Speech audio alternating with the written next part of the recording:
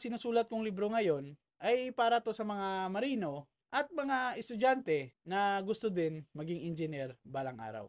Kaya ito isa sa mga experience ko before at na-encounter ko din ito sa interview, yung nag-a-apply pa lang ako bilang port engineer, ay naitanong din sa akin yung pump cavitation.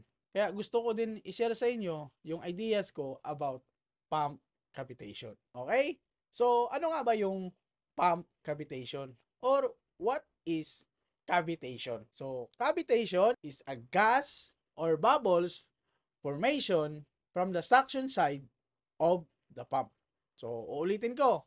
Ang cavitation is a gas or bubbles formation from the suction side of the pump. Ito yung pagbabubbles or paggagasing inside the pump casing. So, naintindihan? Okay. So, ngayon, alam na natin yung cavitation. So, punta naman tayo kung ano yung maging cause ng cavitation. So, what are the causes of cavitation? So, ganun yung tanong. What are the causes of pump cavitation?